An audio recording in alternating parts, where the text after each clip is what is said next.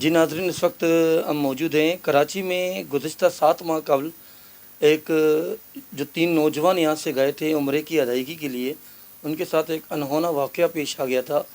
کہ ان کے travel agent نے ان کے ساتھ دھوکہ کیا اور ان کے ہاتھوں غیر قانونی میڈیسن جو سعودیہ میں ڈرگس میں شمار ہوتی ہے، وہ ان کے ہاتھوں کسی کے نام بہانہ کر کے بھجوا دی کہ وہاں ہمارے دوست کی ایک والدہ ہے، وہ بیمار ہے، تو ان کو وہاں دوائیں ملتی نہیں ہیں، تو وہ دوائیں یہاں لے جائیں۔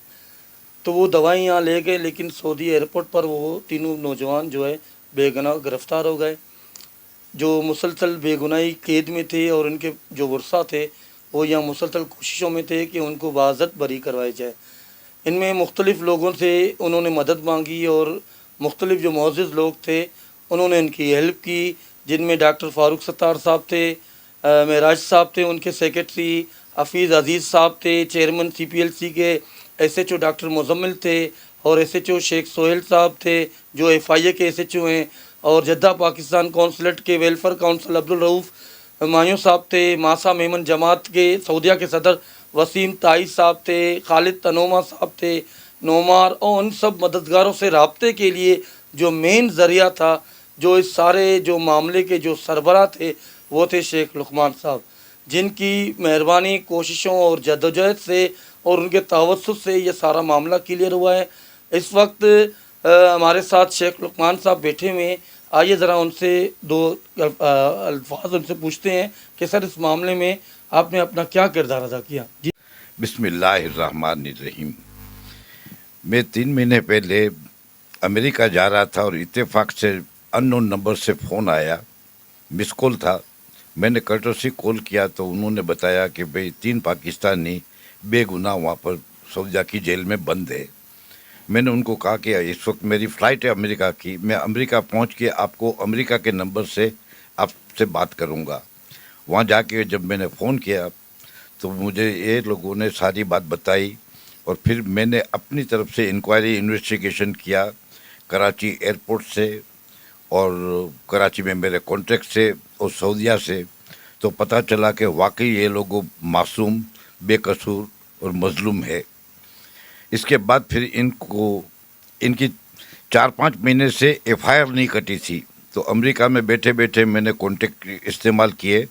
تو محترم ڈاکٹر فاروق ستار صاحب نے ہمارا ہاتھ پکڑ لیا، اور ان کی محنت کی وجہ سے ایف آئی اے والوں نے ایف آئی آر کاٹی پہلی بار 5 مہینے کے بعد۔ اب ایف آئی آر کو اٹیسٹیشن کرانا تھا، فورن منسٹری سے ٹرانسلیشن کرانا تھا، تو اس کے لیے بھاگ دوڑ میں ہم لگ گئے۔ ڈاکٹر فاروق صاحب نے ایک نمبر دیا میرا صاحب کا، اسلام آباد کا، تو اللہ کے فضل سے بڑی محنت کی۔ پھر میں نے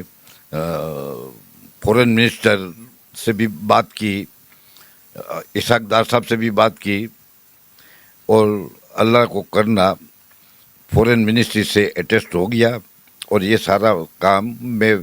پاکستان کونسلیٹ جو ہے ان کے ویلفیئر کونسل محترم عبدالرؤف مایو صاحب نے ہمارے ساتھ بڑا تعاون کیا۔ محترم وسیم تائی جو ماسا میمن جماعت سعودیہ کے پریسیڈنٹ ہے، انہوں نے بھی ہمارے ساتھ میں تعاون کیا، اور اس طرح سے یہ معاملہ آگے بڑھا، اور اللہ کے فضل و کرم سے کروڑوں لوگوں کی دعاؤں کی بدولت کل کورٹ سے ان کی رہائی کا آرڈر پاس ہو گیا ہے۔ اب انشاءاللہ